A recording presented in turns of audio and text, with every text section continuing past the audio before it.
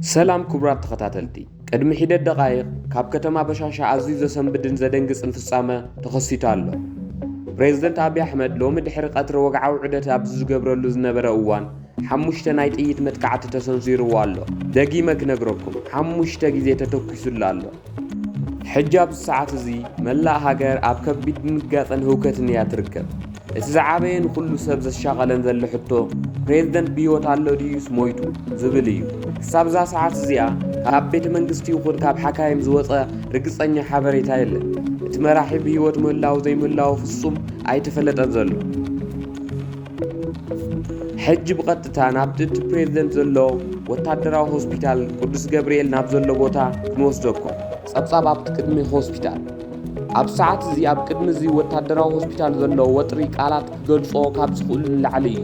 ملاءت كبابي بناي ريبابليكان غارد فولي حايل تخبيب يزلو ማንም ሰብ ይኹን ጋዜጠኛና ውሽጢ ከኣቱ አይፍቀደሉኒ ነቲ ፍጻመ ብቀረባ ካብ ዝረኣዩ ናይ ዓይኒ መሰኻኸር ከም ዝረኸብናዮ ሓበሬታ እቲ ፕሬዝዳንት ኣብቲ ህዝባዊ ኣዳራሽ ወፂ ናብ መኪኑ ክሰግር ከሎ እዩ እቲ መጥቃዕቲ ተፈጺሙ ሓደ ዘይተፈለጠ ዕጡቕ ሰብ ቶክሲ ዝኸፈተ ክኸውን ከሎ ሓሙሽተ ጥይት ብተኸታታሊ ኣብቲ ፕሬዝዳንት ከም ዝዓረፈ ተረጋጊጹ ኣሎ እቲ ጥይት ኣብ መን ኣካላት ከም ዝዓረፈ ዝገልጽ ሰነድ ወይ ሓበሬታ ተረኺቡ ዶ باوشتو هوسبيتال حبريتا كم زحبرو خلطة طيت أب كبدو حدا أفلبو خلطة دما أب يماناي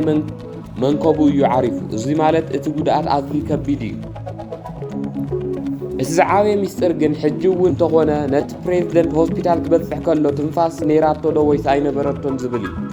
حج خلبو توقع على دو يلا حكايم نابتو مدبحت كفلي او ارحيذو مكابزات وساعاتات كوينالو ነገር ግን ኪልናዩ አለና ወይ ድማ ህይወት ሐሊፍ አላ ክብል ቃል ካብ አፎም አይወፀን ሁሉ ነገር ብርቱዕ ሚስጥር ኮይኑ ተታሂዟል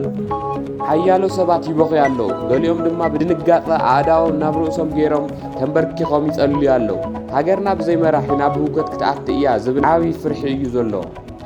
ቤት ጽሕፈት ፕሬዝዳንት ዛጊድ ዝሃቦ ወግዓዊ መግለጺ የለን ወታደራውን ፖለቲካውን ትንታነ ኩነታት ኣዝዩ ህጹጽ እዩ ሓደ መራሒ ሃገር ሓሙሽተ ጥይት ተኪስዎ ብህይወት ይነብር አይነብር ኣብ ዘይፍለጠሉ ሰዓት እቲ ናይ ጸጥታ ወታደራዊ ትርጉም እንታይ እዩ ካብ ወታደራዊ ራእያ ሓሙሽተ ጥይት ምትኳስ ማለት ዕላማው ፕሬዝዳንት ንምቕታል ጥራይ ዘይኮነስ ፈጺሙ ከይድሕን ንምርጋጽ ዝተገበረ ናይ ቅትለት ፈተነ እዩ ሕጂ ትዛዕበየ ሓደጋ ዘሎ እቲ ፕሬዝዳንት ብህይወት ኣሎ ድዩ ሞይቱ ዘይምፍላጡ እዩ እዚ ኩነታት እዚ ናይ ስልጣን ባዶነት ይፈጥር እዚ ፕሬዝዳንት ሞይቱ እንተተባሂሉ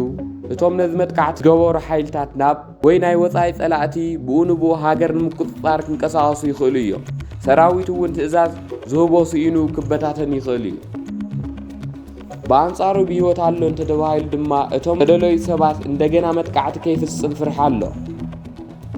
ስለዚህ መንግስትን ሰራዊትን ነቲ ዜና ሓቢዮም ሕጃብ ውሽጢ ዓዲ ዘሎ ናይ ጸጥታ ርግኣት ንምሓዝ ግዜ ይዕድጉ ኣለዉ ፕሬዝዳንት ሕጂ ንዓና